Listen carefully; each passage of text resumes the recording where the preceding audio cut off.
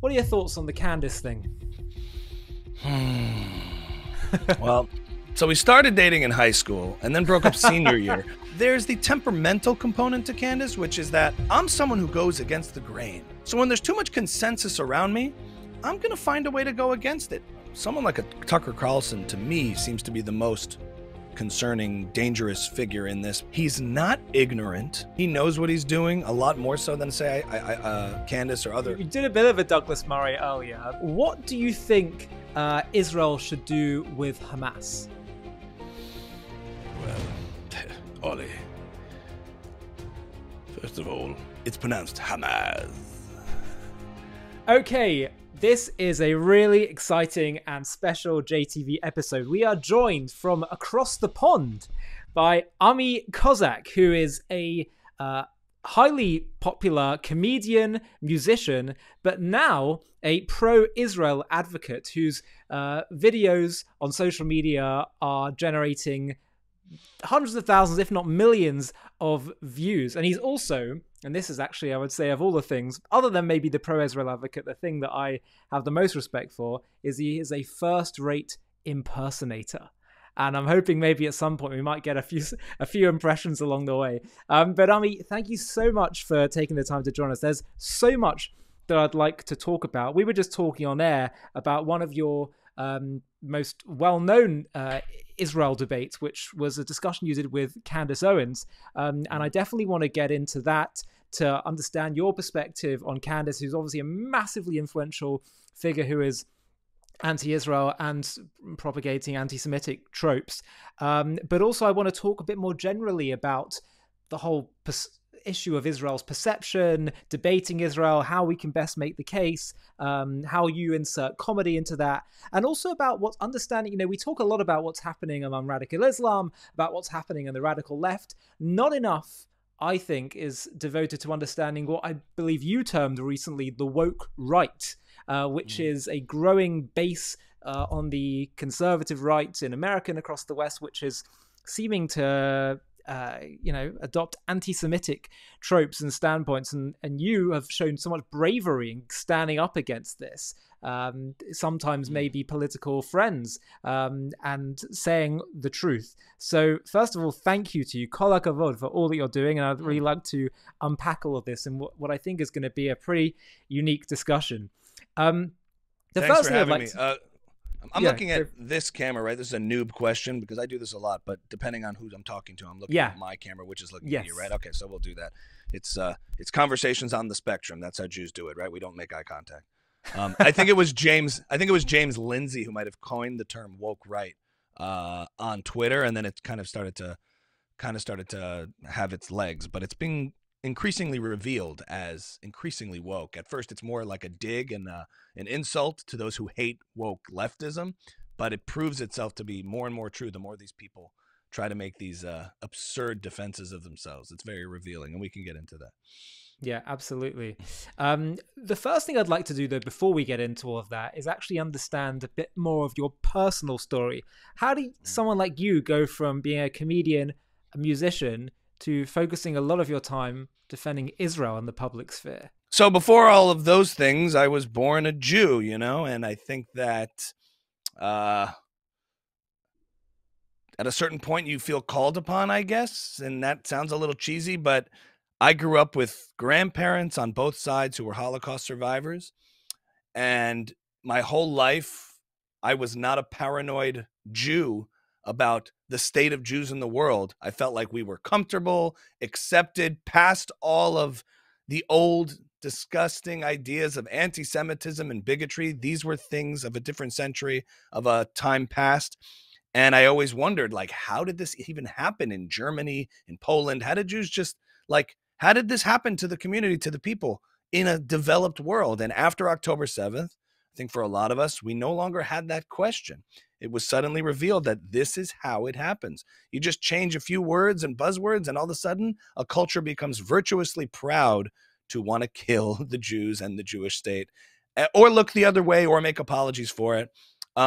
So I used to separate a little bit more the whole my professional identity and my brand as an entertainer and as a comedian, and that's what I'm going to put out there for public consumption to make people laugh, make people dance. And then all of a sudden I had this other side of me, which I talked about socially and on my podcast, which was the realm of ideas, debate, politics, Judaism, Jewish identity, all interesting stuff. But that was sort of my hobby, and my like profession was in the world of entertainment. And those lines got very blurred because on October 8th, I found myself in a world where you can't really just go about making jokes and making music in a society and a culture that you don't trust anymore, like has your back to defend the very values and principles that you think we all kind of agree upon. And when you sense that there's a disagreement there, and there's this great kind of like tectonic shift in like, wow, what world are we in again? What is this?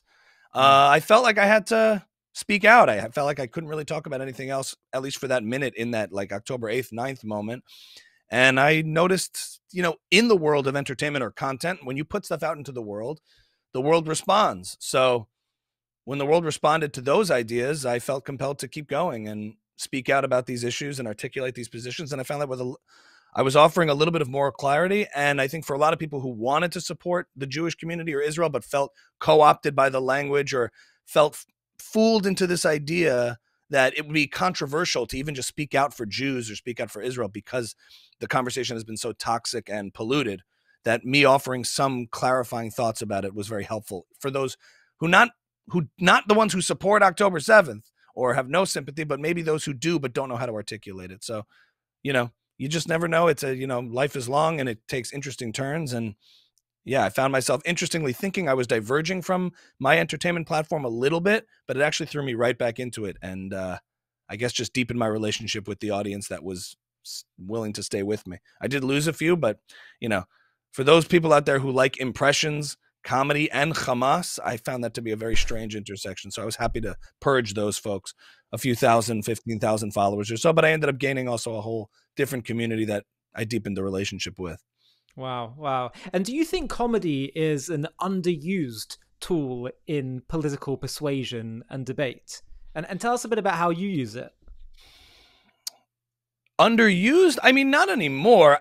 What I don't like is when it's not clear from the intention of the person who is doing it that they're doing satire or comedy. Like, it's fine if you want to be a Jon Stewart, a Bill Maher, a Colbert, but sometimes they would say, I'm just a comedian. It's like, well, no, you're doing satire. So you're making a political point. You have a point of view. South Park has a point of view. That's all well and good. What I always resented in the entertainment world was when people would get caught saying something controversial in the form of a serious statement, they would sort of hide behind the brand of just being a comedian. Right. Same thing with like Chappelle. Like, I'm all for Holocaust jokes, Jewish jokes, edgy jokes. But the second there's no punchline and it's not a joke, I judge it a little bit differently. And everyone will be like, he's just, you know, he's Dave Chappelle. I'm like, but like, look, like when Dave Chappelle made trans jokes, I defended it. When he made Jewish jokes, I defended it. But when he made Jewish commentary, I critiqued it. And I think people just like to say, oh, that's a double standard. Dave Chappelle, he made jokes about trans and you were all for it. But the second he jokes about Jews, he doesn't. No. When he gets on SNL after a Kanye West anti-Semitic rant and offers understanding so that we feel more sympathetic to Kanye, we have a problem. And when he says like something like, and I'm going off on a tangent here a little bit, but when Dave Chappelle gets up there, not to make a joke, but to say, now Jews have been through terrible things, but we just can't blame black people for that. We just can't.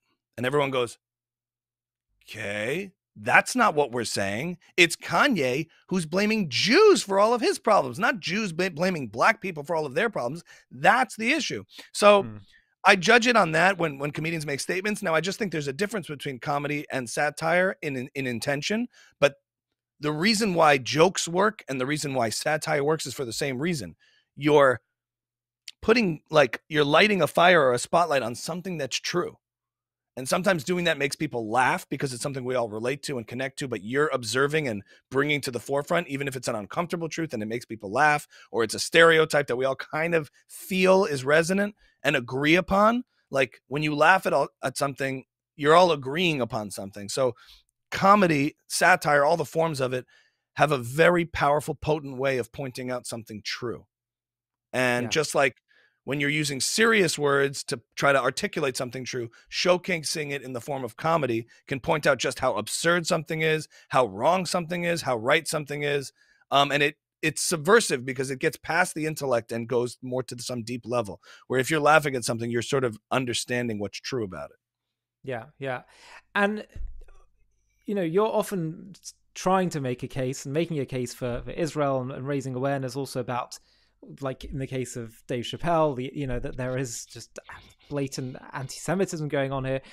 What do you think are some of the biggest mistakes that people who want to tell Israel's case are making on social media? You recently did a video, which I thoroughly agreed with, where you're reacting to this, I think it was a rabbi speaking, saying, I think he was speaking to some kind of American congressional committee, where he was saying that it's not enough for you to be against anti-Semitism. You have to be anti-Semitism. You have to be actively fighting it, and basically having very high demands that people get. They have to can't just say, oh, I'm against it, but to be actively involved in doing things for the Jewish community, for Israel's case. And you were basically saying that the onus can't be on those who are just uninvolved to suddenly just love all about doing, we have to be thinking about our own messaging and try to create pro-Semitism, pro-Israel connections, rather than always be on the defensive and have these high demands of others. Can you elaborate a bit on your view on all of this? Yeah. I mean, so there's a couple of problems in the advocacy space, whether it's pro-Jewish advocacy or pro-Israel advocacy. In defense of one thing, I'll say to the contrary, it's a little sad that Jews have to prove why they shouldn't be oppressed or hated. I'll just say that for the get-go. Like, you would never expect that of other minority groups. You wouldn't say, like, well, listen, I know there's white supremacists out there saying black people are inferior, but like, you should prove why you're not. Maybe we should all just agree that the white supremacist is wrong to draw those conclusions and judge people based on race, and that they're inferior based on genetics and their race, rather than the onus being on an African-American to prove that he's not inferior. Like, we sort of ask a little bit more of Jews to do that, which is, I think, kind of unfair. But I will say, that's just one point in that direction. The rest of it is just, it's a sad state of affairs. We can complain about it. Okay, it is what it is. Part of it is the cost of success, like, we have to acknowledge that we are proud of our successes, and we always use generalities when we talk about Jews being successful, Nobel Prizes, prosperity, values, and culture. And we generalize when we're proud of that. And then when people generalize about negative things, we go crazy. Yeah. Now, I'm not saying we're always responsible for all the successes as a collective, and by that same token, responsible for the negatives. But like, human beings speak in shorthand. We generalize. That's just how we converse and how we understand each other. So not being too reactionary, or hysterical, and reserving anti-Semitism as a charge for those who really deserve the term, lest you have it lose all of its cultural power. Because for too long, left of center Jews, just like left of center everybody, used racism and the idea of marginalized groups being oppressed and anti-Semitism and threw it at everything. One size fits all. When all you have is a hammer, everything looks like a nail. And so, it's lost a lot of cultural power. So there's a huge overreaction sort of pre-October 7th. But there's now a huge underreaction post-October 7th. So if we can walk and chew gum at the same time, overreacting is bad, but non-reacting and underreacting is bad. I'm for reacting. And so when you see things, you can address them, and you can address them in the marketplace of ideas. We shouldn't be afraid. There's a time and a place for the echo chamber to give each other chizuk and strength and encouragement, but calling out people for bad ideas or what they're doing by writing a hit article to the people who already agree with you, I don't know if it's that constructive. It might make you feel good, but at the end of the day, real confrontation of ideas is really confronting those ideas and demonstrating that maybe it's not as important what's designated as hateful and not hateful. What's important is what's true and not true. And if we're confident that the truth and the moral high ground is on our side, then we shouldn't be so hesitant and scared and triggered when we hear these things and these bad ideas. We can debunk them. We can take them on. And I think your posture is looked at much stronger and much more respected that way. And when people are curious or removed from an issue, you have to understand that we take for granted that we've been raised on a lot of these ideas. We're close to these issues. We have family in Israel, whatever the issues might be. And if people aren't as aware of it, their curiosity doesn't make them hateful. Their ignorance doesn't make them hateful. And a lot of people are way too quick to ascribe malice to curiosity or ignorance. You know, if Joe Rogan is up there and says, I don't know, man, it just kind of looks like a genocide, you know, like it's just crazy. All right. So that's how he's processing the different narratives, the different portrayals. That's a mirror. He's not the problem. He's the mirror reflecting how the different propaganda, the narratives are landing on common people who are just watching this from the outside. And there's a lack of self-awareness there within the community that there are people outside of this. And if you want to gain their sympathy and understanding, naming, shaming, and smearing them isn't the way to do it. I think, you know, extending graciousness and conversation and engagement and answering those questions properly and appropriately with respect is a much better way to gain allies. And the word allies has been damaged a lot by the left, but allies understanding than, you know, calling somebody a name that should be reserved for the real anti-Semites out there who are making themselves very well known, especially on the woke right. And they're doing it maybe for the sake of both hate or just wanting to transgress and have fun with it. But the point is, reserve it for those who use the term. Otherwise, you know, we've heard the boy who cried wolf. And so I reserve it and I use it and I'm discerning. And some people go way too far and they won't use it for anything. They won't try to, quote, cancel or call out or judge any speech. I think that's ridiculous too. And you're basically being just as tribal as the left by saying, I'm all for canceling ideas I don't agree with. And I'm all for never judging or never canceling or confronting ideas I don't agree with because I'm not a leftist. Both are wrong. And both operate from the same animating principle of being tribal and obsessed with your own confirmation bias or signaling to your tribe what you are rather than using critical thinking, you know? Yeah. And it's really interesting. I kind of feel like this paranoia, this paranoid response where we're so quick to say, you're hateful, you hate Israel. At the same time, we have to at least accept it's understandable that after so many generations of all this hatred and everything, that we do have a bit of a sense of paranoia and fear. But you're right. The point is the strategy can't be like that because we're dealing with a new generation who, much of the time, they aren't deeply poisoned with anti-Semitism. They just may be ignorant and need some enlightening. And a great example of exactly what you just described, of trying to calmly and rationally explain things without pointing the finger, without making accusations. This is an example where, in some respects, the person you're speaking to is a little bit of a hopeless cause trying to enlighten them.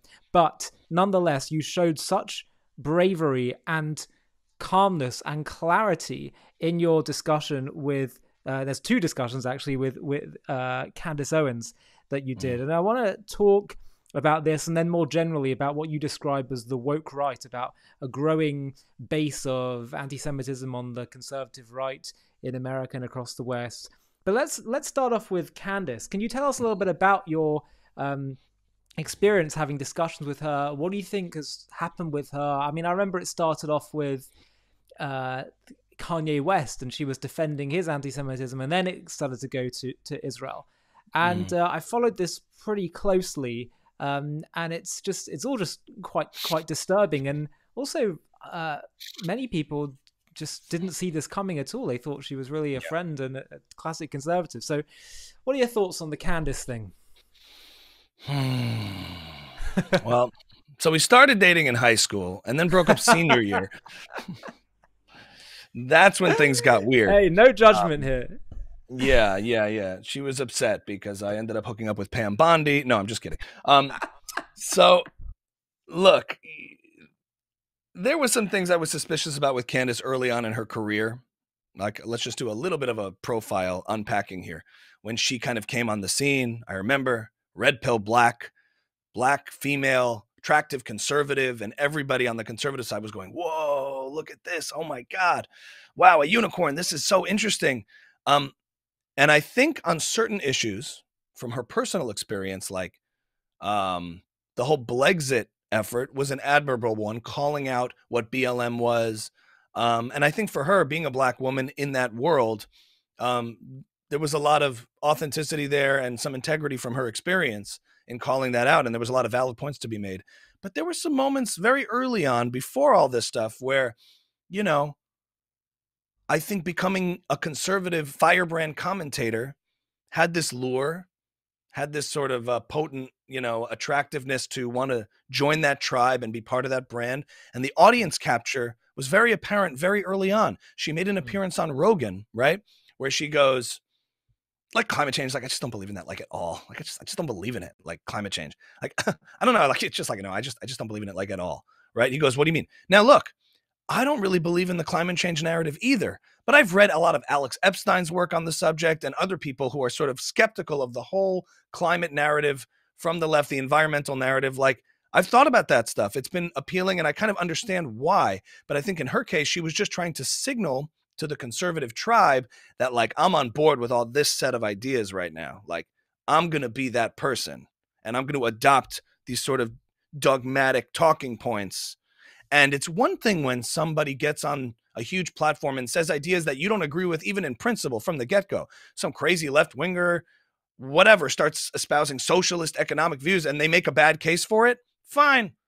Let those ideas fail. I don't agree with it to begin with. But when someone gets out there trying to represent your ideas and does a bad job, I mean, that to me is, you know, more concerning, because they're getting out there claiming to be conservative or representing ideas and then can't defend them on the big stage. I mean, that's also harmful, I think, in the marketplace of ideas. It does a very big disservice. And so I also saw an appearance where she appeared on, I think it was Dave Rubin, the Rubin Report, against Blair White. And the first thing she sits down and says is, I'm just not going to call you, like, I'm not going to call you she, because that would be wrong to my people. And they just started personally attacking her.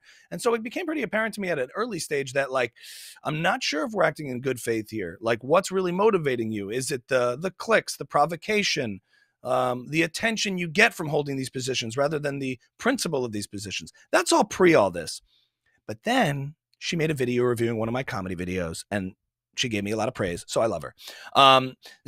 She stumbled upon a Prince Harry video of mine, you know, where he was talking about unconscious bias, Prince Harry, and that was very helpful. And I was wondering, that's very good. Why is the background black in your screen, Ollie? I love that, because you're an ally. And, you know, Meghan and I mean, it was disgusting. We were refugees too. I know we talk about world crisis, but we're also refugees in Montecito. Now, she thought that was hilarious. And, you know, it can be a little bit, you know, I was like, you know, that was a nice, flattering video she did for me, where she covered it and we started having a little bit of rapport. And then it's interesting. Basically, you know, we all react in this space to personas, right? Everyone has an avatar of themselves online. You know, I don't know. Unless you know Ben Shapiro personally, you don't know Ben Shapiro. You know this Ben Shapiro, Jordan Peterson, Rogan. I've never met Rogan. So who knows? And it's funny when you're in the space and you actually meet people, there's personas of them online, and then there's behind the scenes, what they're really like. Sometimes people who are firebrands and very controversial are actually super sweet when you meet them, and you're like, oh, interesting. So we are watching theater when we watch the internet, right? And I'm going really deep here on this. So then the whole Kanye stuff happens, the first round where she kind of fumbles the ball, and he has this tweet where he's like, I'm going DEFCON 3 on Jewish people. And every time she quotes the tweet, she says, I'm going DEFCON 3 on. So he said, I'm going DEFCON 3 on some Jewish people. What's the big deal? Like, why was it a big deal? He said DEFCON 3 on some Jewish people. And I'm always like, he didn't say some. You keep saying some. Throwing it in. The word some kind of changes it a little bit, but she keeps subconsciously or consciously throwing it in. Besides the point, or on the point. You know, I think she had this loyalty to Kanye because years ago, one thing that catapulted her profile was him saying, I like the way Candace Owens thinks. Fast forward to today, I think she likes the way Kanye West thinks. But I think that loyalty to him and that clout is very corrupting in a sense. So there's a part of it that's there, and sort of the way the left-wing Jewish community turned on her in that moment. And even before that, when she was talking about, like, with Charlie Kirk on stage, Hitler being like, he just wanted to do well by his people, or kind of, you know, speaking very sloppily. But of course, the left-wing apparatus turned on her as a Nazi supporter and all that. So she is a creature of reaction, loyalty, temperament. And if people come at her, she fights back, regardless of the merits of the arguments being made. It's a lot more visceral and emotional than that. You come after me, I'm coming after you.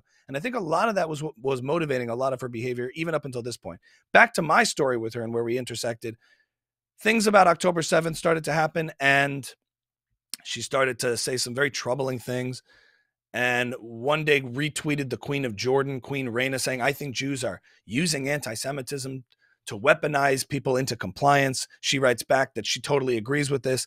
And then I finally just responded on Twitter. I was so frustrated with all the stuff leading up to this, that she was getting this so wrong. Essentially, regardless of how much you care about American funding of Israel or whatever, to throw down your sympathies or solidarity with the radical Islamic terrorists that just attacked a Western country versus the country that has your values was very, very strange, I think, for everybody.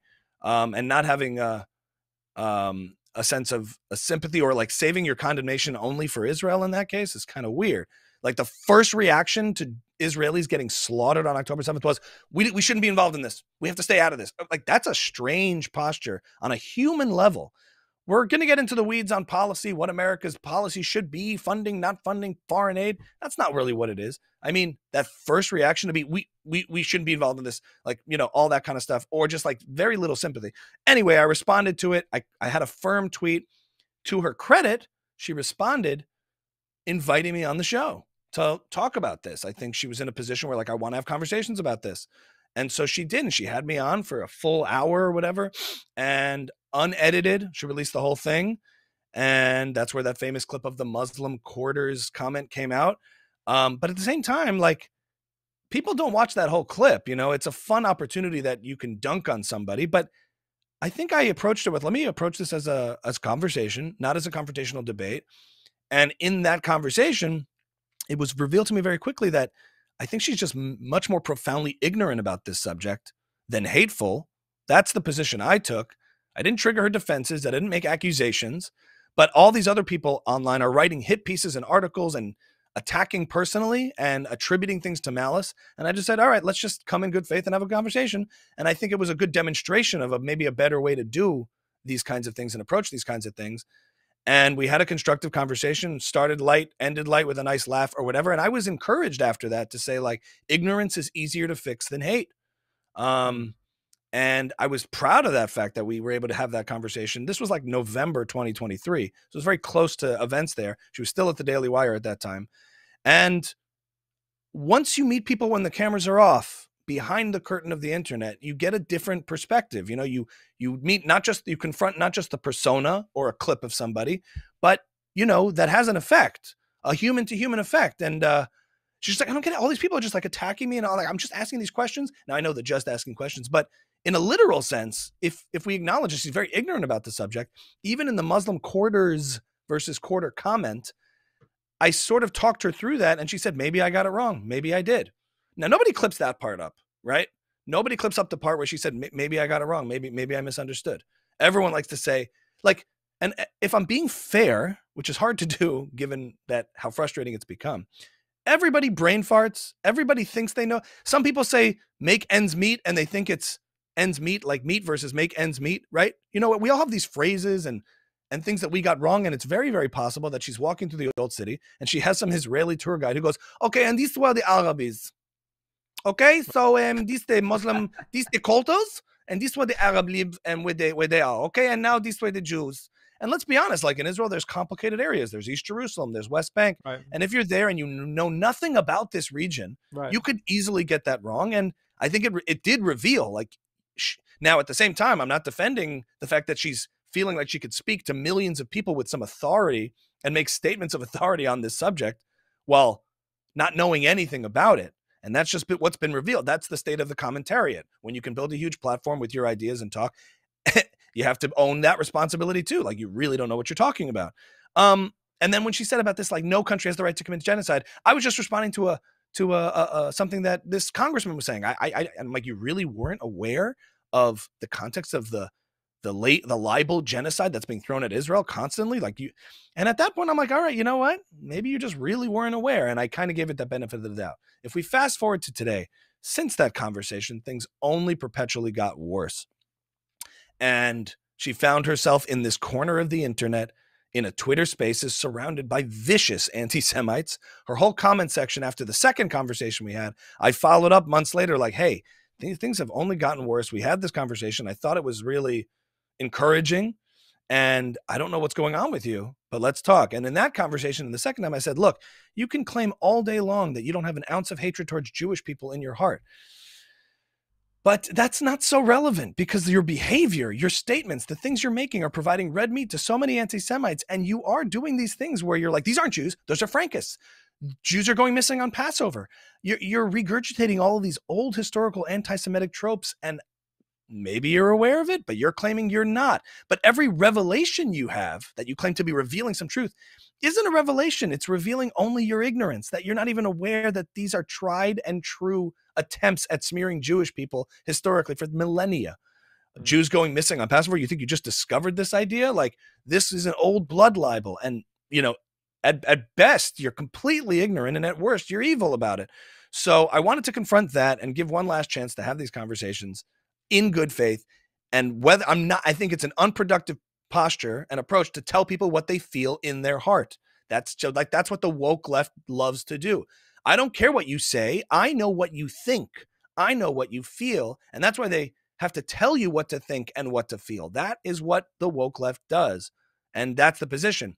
Regardless of your behavior, of your ideas, of what you espouse, I know what you are based on your identity and what you feel. So I don't want to take that same position and tell somebody what's in their heart, but I am judging at this point behavior, tactics. And when the day after our conversation airs, she posts an episode about Mengele, like, I don't get, like, Mengele, like, what is this, like, experiments on Jews? That's just like a waste of time. Why would you do that? And this trivialization of Jewish suffering, this trivialization of anti-Semitism, this manipulative language and constantly sort of going in between, it became sort of signature of woke right tactics that was really, I feel like, damaging to the conversation, damaging to Jews. And this whole, like, strategy to me was started to become very manipulative, narcissistic. And eventually I just said, okay, then it is kind of a lost cause. But that's kind of the whole, I went through a whole, process. The whole different chapters of how it came to be at this point. And I've even like addressed certain things on Twitter where, in every statement, like, she doesn't even realize that she's revealing her hypocrisies and inconsistencies. And that's sort of the state of things. And so at this point, I don't know if it's constructive anymore to dialogue about it, because there's clearly some ulterior motives here. And I think it's, as a creature of provocation, if I can keep poking the Jewish beast and get this reaction, I'm going to keep doing it. And well, that's what I was going to there's a game there to that. Yeah, I was going to ask you about that, because you were saying that what seems to motivate her is if she's got a axe to grind with someone, then she'll just go after them. Do you have any sense of what it could be that's made her decide, I've got an axe to grind with the Jewish community? Is it religion and Christianity? Is it any sense at all? I mean, it's hard to psychoanalyze from a distance. There's certainly elements of old Catholic Christian replacement theology, anti-Semitism, pre-Vatican II views about the Jews. I'm not that well versed in that theologically. People have made those, are trying to figure this out, are suspect of that a little bit, that this is deeply theological. I would venture to say maybe that's a part of it that animates it. And that's, I don't take the position of the Christ is King is anti-Semitic. I know it's been weaponized and used. I see how they use it to troll, but you can't tell a bunch of millions and billions of people across the world that a phrase that they literally believe in is anti-Semitic. Like, it's just a losing strategy. Whether or not you can espouse intentions to the way somebody's using it, I get it. I'm not saying I disagree that it's being used in that way sometimes, but literally every Christian believes that as a phrase. So you're really going to take that on, even if you're trying to be nuanced about how it's being used. Every Christian believes Christ is King. Okay. Like, that's a losing battle to try to take that away from people. So there is the theological argument. There's some merit. It's tricky if it's being, like, popularized to become associated with a movement that's anti-Jewish. So it's a bit like the phrase Black Lives Matter. Who doesn't? How are you going to disagree with that? But right. Yeah, no, and you could say that that's a woke right tactic, to take a phrase that everyone should just be on board with, like helping people. That's what the left likes to do. Right. Are we against helping people? So no, look, there's an argument to be made. I'm not necessarily disagreeing with the claims of people challenging the Christ is King folks, that they're using it for nefarious purposes, but you kind of have to demonstrate that. And I think you risk losing a lot of people who say, well, I believe Christ is King. So Like, Yeah, you know, no, I just think part of this is tactics, not substance, you know? right. And so there's the theological component to it. There's the temperamental component to Candace, which is that I'm someone who goes against the grain. So when there's too much consensus around me, I'm going to find a way to go against it. That's how I stand out.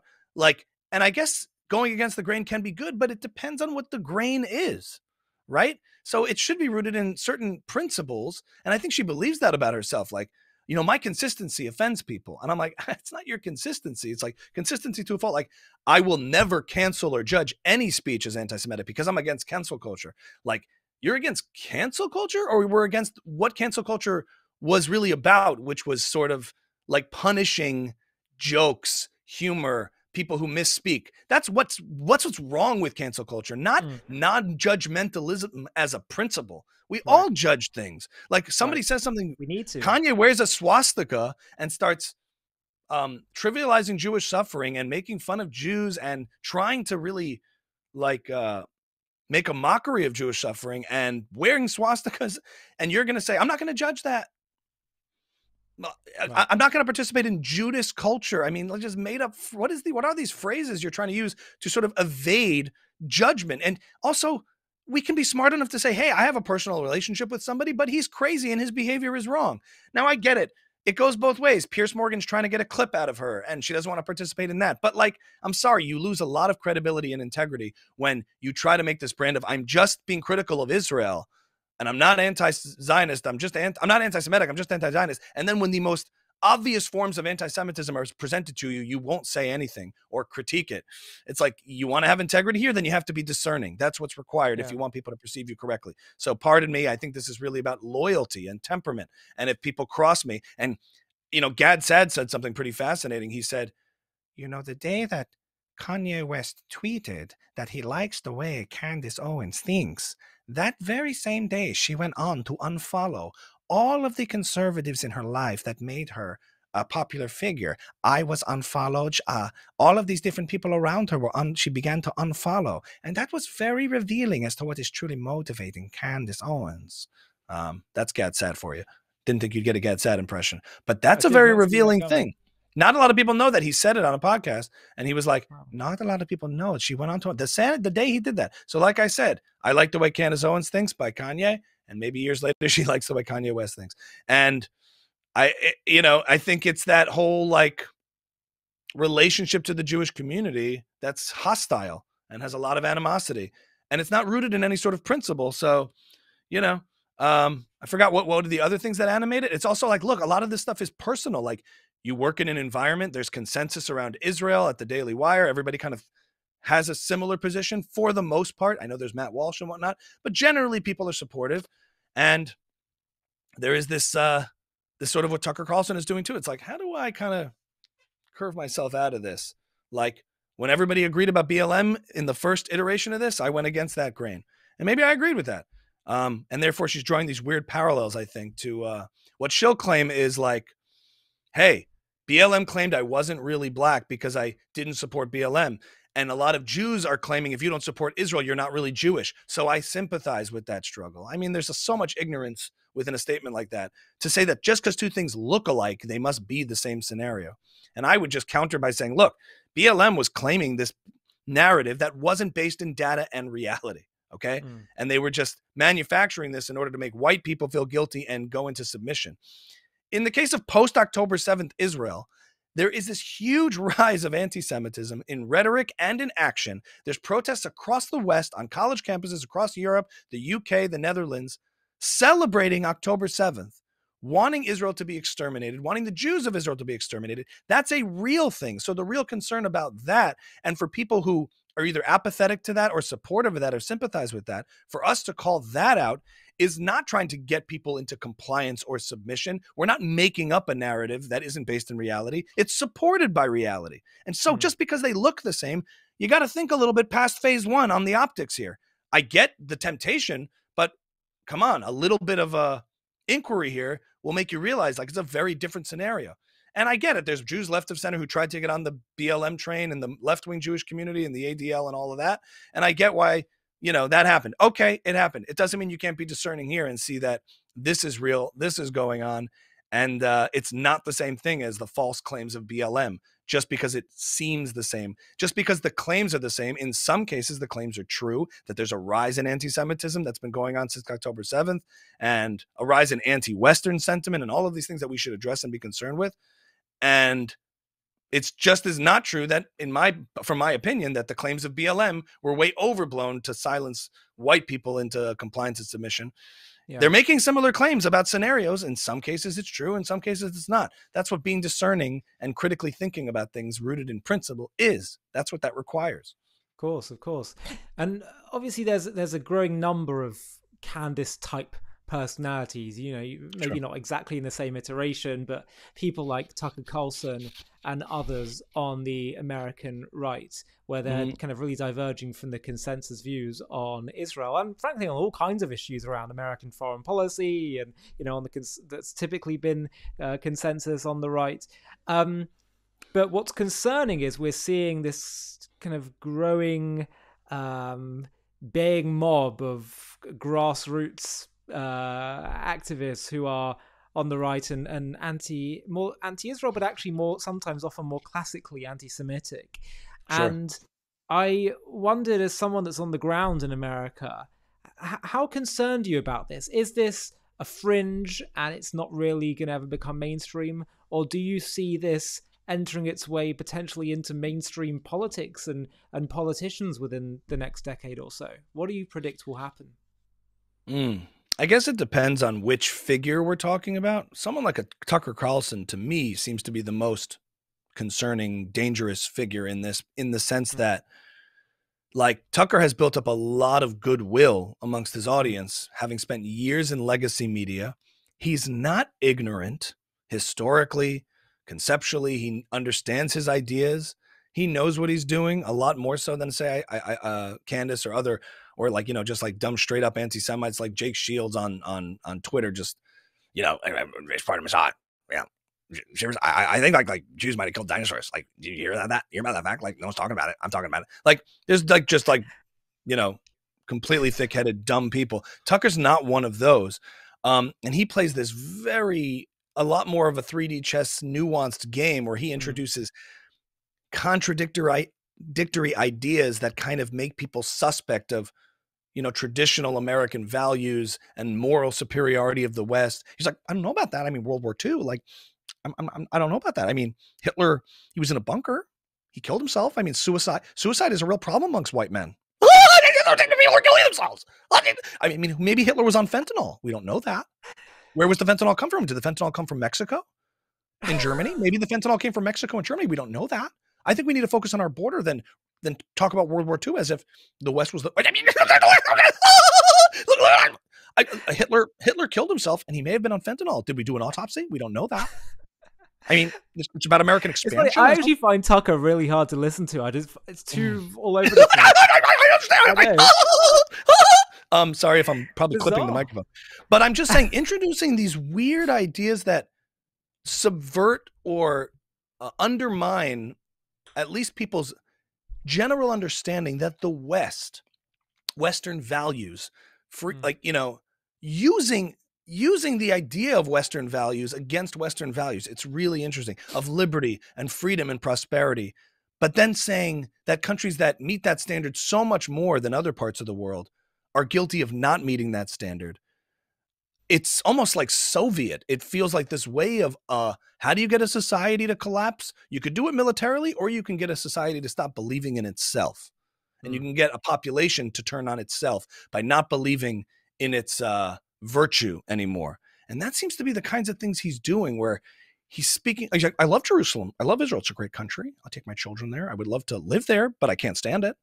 I think it's a disgusting place. I think what they're doing to Christians is terrible. To focus on how the West Bank Christians have been oppressed under Israel occupation, missing the forest for the trees on how in the Muslim Arab world has been completely decimated of Christians, and under West Bank, under Palestinian authority, it's become de-Christianized. But he's going to focus on a totally different counter narrative to that. Like, is he trying to carve out this wedge community to parse away from the Daily Wire conservative media, going after Ben Shapiro's to say, like, I'm your Christian savior who's actually I'm going to separate the Judeo from Judeo-Christian, this sacrosanct holy alliance that we've formed, thank God, over the years, that Jews and Christians do not fight anymore, that Jews are no longer oppressed by Christians. Like, we have this amazing understanding. And yeah, we disagree on the guy, but all right, well, when the Messiah comes back, we'll ask if he's been here before.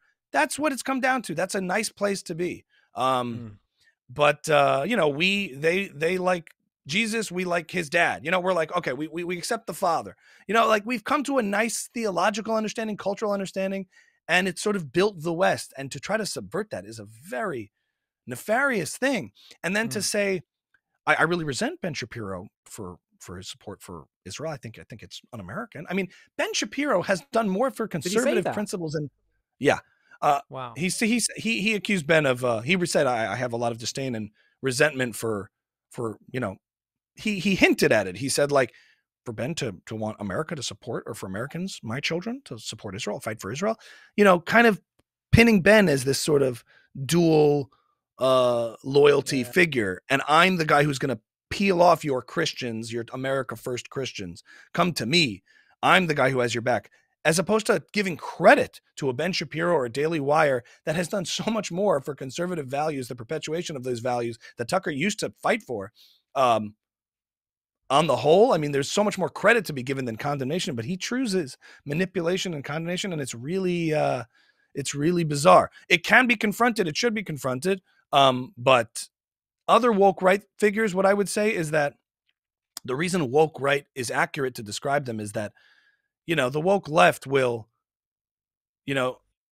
base a lot of their ideas in resentment, bitterness, jealousy, envy. That's what animates socialism. They blame systems like the patriarchy, misogyny, racism, transphobia, homophobia, all of these things for why society is not progressed. And they, rather than taking personal responsibility, they will blame that and therefore want to destroy the entire system through some kind of, and whatever atrocities are committed doing that, that's worth it for the cause of the revolution, for the proletariat, against the bourgeoisie, that narrative. That's the woke left, right?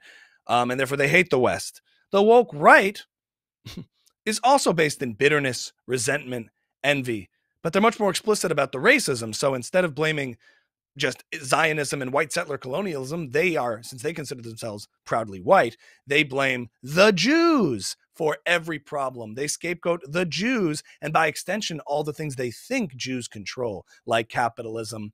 And they blame Jews for all the worst ideas of the left, like radical feminism, and whatever it is, like in the way the woke left is against capitalism, because the Jews control capitalism. We blame them. So it's all animated by the same principles of not taking personal responsibility for your own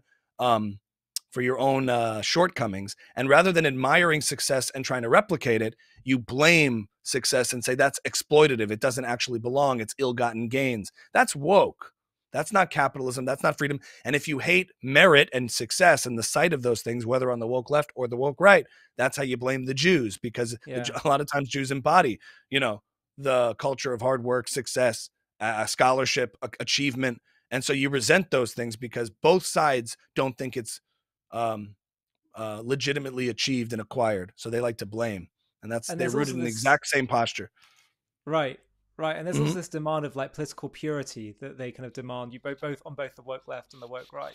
But they're both racist. They're both racist too. It's just that the woke left picks one set of race teams to support, like black trans woman on top, and then this like identity politics. What do they call it? Intersectional hierarchy of races.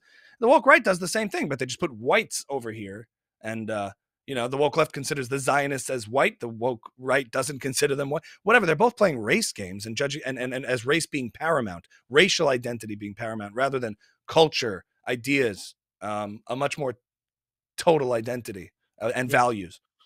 So. But specifically to my question of how concerned you are about the rise of this, do you think it should be concerning, or do you think it's not ever going to become super mainstream? Well, it's always hard to assess at what stage in the book you're in.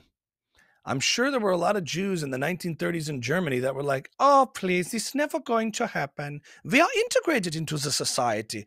I am a doctor. I am a lawyer. My kids are educated in school, in the university. Like, how many Jews in, like, if there was never a Holocaust, a history of pogroms, Jewish persecution, scapegoating, if this didn't happen 1,000 times before, I'd say, yeah, I'm not that concerned. It's a bunch of trolls on Twitter. I can ignore it. But the reason the Jews are still here is because the ones who survived had a little bit more anxiety than maybe necessary and said, the vibes here are off. I'm getting on the boat and I'm getting out of here. In Spain, Maimonides was second to the king. Jews, like you could, this cycle is so glaringly obvious to those of us in the Jewish community. And therefore, things get bad. Jordan Peterson said on Rogan, things get bad one small step at a time. It's like, well, before you know it, you're in a bloody tyrannical society. And it's like, well, run by Andrew Tate and Dan Bloody Bolzarian. It's like, well, it's not simple. It's not. Now, Jordan Peterson also said, in order to be able to think, you have to risk being offensive. So, like, when wokeness was dominant, like, you have to risk being offensive. But at the same time, he always talked about, we have to identify when the left can go too far. When does the left go too far? No one's been able to answer that. No one. I think we can say when the right goes too far, it would be identitarian, racial, white supremacist dominance.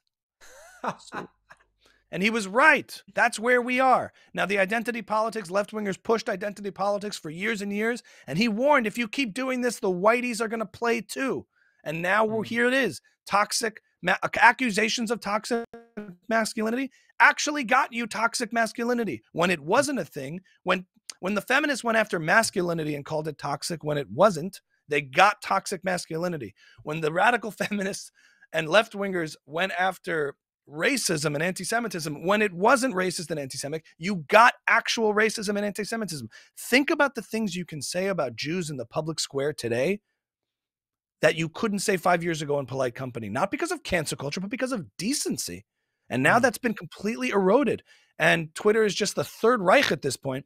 And maybe it's not representative of the silent majority as a whole. I think if you polled, I think it was like 75% of Americans support Israel in their fight against Hamas. And they're like, they just want to work and have families and do their thing. Fine. But in the cultural epicenters of our society, in the powerhouses of our society, on the coasts and in Washington and whatever, it doesn't take much for a society to be co-opted by some really evil regimes and bad ideas. Even if the majority doesn't support it or wouldn't support it, it doesn't take much. And there's these different factors here. There's this woke right, isolationist, America first idea of ignoring the threats of the world. And then when the threats come to fruition, you blame the people who try to fight them and call them provocation and call them the ones who provoked it. I mean, that's kind of insane. It's like Douglas Murray saying the barbarians are at the gates and the left wingers are going to ask, what are your pronouns? Right. But the right wingers are going to say the barbarians aren't at the gates. Do we really want another war? Ignore it. Like, don't let the barbarians at the gates, get you into another ridiculous war. Don't let Israel get America into a ridiculous war when the barbarians are at the gates. And when they breach the gates, they slaughter the woke left wingers, and the right wingers blame those who provoked them into attacking us. Right. It's like, which is such an old school left wing talking point. Yeah. Yeah. And there's always been that element of it in sort of libertarian isolationist thinking. It's like, where does the chicken and an egg start? Like, I think this radical anti-Western ideology exists and is rooted theologically, that there's a desire to take over the West, that in this a desire for Iran to establish another global caliphate. It's there, not because of American hegemony and because of our policies. We are reacting to that reality. Yeah. Who wants another war? Like, to say, who do we really want another war? That's a ridiculous thing to say. It's the same with Israel, by the way. Everyone's like, oh, Israel's original sin was they displaced all the Palestinians, so of course they resisted. No. It's the other way around. Other way around. Israel, there was no great displacement. The UN was like, right, well, there are Jews here, there are Arabs here, so let's just split the land.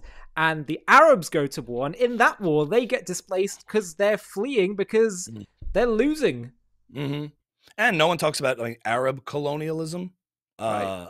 Arab settler colonialism displacing natives there. I mean, it's a Sure. double standard. But like Dave Smith is making his rounds, and a lot of his is just like his arguments always end up being like, I mean, come on, man, we've all just seen it. Do we really want another disastrous war? It's a disaster, right? So he's going off. It's just a disaster. Now, I've said this, like, it's true that when a patient is sick, if you've spent years misdiagnosing them and fighting the wrong battle, that's bad. And that's something that shouldn't be replicated and repeated. But if you do find a culprit somewhere else in the body, that's the true source of the illness of the patient. Do you ignore that because do we really want to fight another war? It's a disaster. Like, maybe when you find the real culprit, you have to defend yourself against that. And maybe you have to go to war. I don't want it, but if they want to kill you, they want to kill you. And there's nothing you can do about that other than defend yourself or be so pacifist that it's suicide. You know, like, that's not an argument against it. You have to make it on the merits of American self-defense, or if you're making it on behalf of Israel self-defense and preservation of a certain way of life and values. A peaceful, prosperous nation doesn't want war. You don't decide if there's going to be a war. Your enemies do. And so that's just ultimately what it comes down to. And to say, do we really want another? I can't resist the Dave Smith impression. No, disaster. I mean, disaster. Do we really want it? No. Do we have to fight it? Maybe. I'm not ruling that out just because we've had mistaken wars of the past. That's not a reason to not do what you have to do that's necessary in the future. Right. Now, Ami, before we finish, and this has been such an enlightening hour and conversation, I know that our viewers are just going to absolutely love learning from you, as well as you've obviously been extremely entertaining as well as insightful. But your impressions, and I'm someone that I really salivate in a good impression. And I was wondering if I could ask you various questions and ask you to respond in a few different personalities that many people will be aware of, just for a bit of fun and lighthearted ending. So I don't know if you do all these names, so let's just see. I think you've done some of them. So have you ever done Ben Shapiro? I don't really do I have a tiny bit of it, but let's see. What's the question? The question is, what do you make of Trump's first few months in office? Yeah. So absolutely, asinine. It's just ridiculous. I mean, the tariffs are just a total disaster. The idea, that's kind of what I have so far. Obviously, it's really good, really good. In the first few months, policies on Israel, really good. I mean, Trump is one of the most, by far, one of the most Zionistic presidents we've ever had. So it's really good, like really, really good.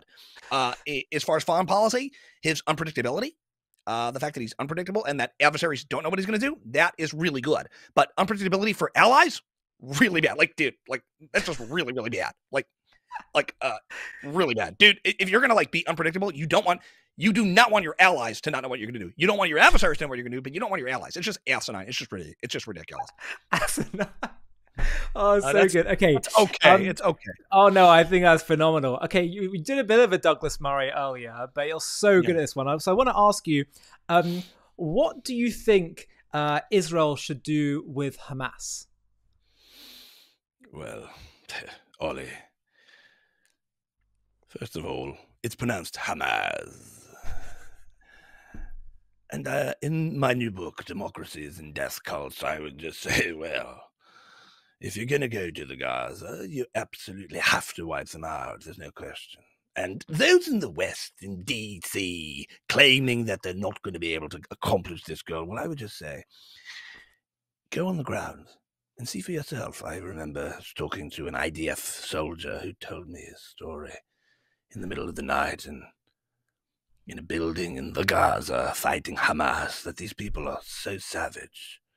They wish to destroy not only Israel, the little Satan, but remember, America and the West being the great Satan. And I'm usually not so public about it, but people with I rather resent people. If you didn't fight for the hostages to be returned that were actual American citizens, maybe you should be all up in arms about Mahmoud Khalil. I don't want you in my country. Deport them. If you support terrorism, deport them. They don't belong in our country. Bottom line is we've extended tolerance to people who don't tolerate us back. Now, I saw you actually do this to Douglas to his face, which was just absolutely incredible to see. Now it's a slight blast from the past now, but I think I saw you do a Kamala Harris. And if so, can I ask you, Kamala, why do you think you lost to Donald Trump? Thank you for this question. So, in losing, did we really lose? Is the question. Because, what, you think you just fell out of a coconut tree? We did the work by which everyday Americans, and this is important, and I want to be clear about this, we did the work in which everyday Americans, working class Americans, and I'm a middle class kid,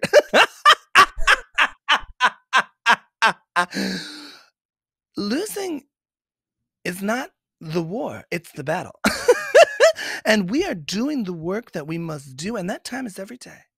That there is still misogyny, racism, and misogyny in this country that needs to be fought. And we're going to do it again in 2028. We're going to do it. Come on, man.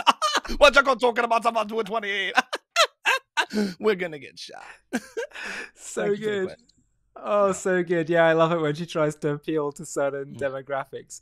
Okay, two more I want to do. Right, second last one. I don't know if you've done this before, but you did such a brilliant Prince Harry. So have you ever done Piers Morgan? Oh, man. Yeah, that's my kryptonite. I have his face down, but I don't have the rest. But go on, let's see the face. So you have to think of the pigeon lady from Home Alone 2. That's basically what it is. You know, so it's like this.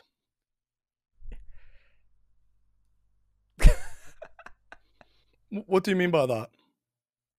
And then it's like, here's the pro-Palestine guy and the pro-Israel guy. He's like, yeah. His whole thing is like, he speaks out of both sides of his mouth a little bit, you know? So I'll be like, I mean, I think Israel has every right to defend itself. And I think what they're doing is unconscionable. Exactly. Yeah. What do you mean by that? It's a brutal terrorist attack on October the 7th. Well, do you support what Hamas did on October the 7th? And it's just like, I don't. It's not there, but it's this. What do you mean by that? It's like I think Hitler was a good guy. You know, I just really liked Hitler. What do you mean by that? Yeah. Well, that's it. It's so frustrating. It's. I mean, to his credit, he gives people equal time. You know, it's a show. You know, you got to make your case. It's a show. And he does give people equal time. I hear that, but he also gives his own hot takes as well off camera, and that's.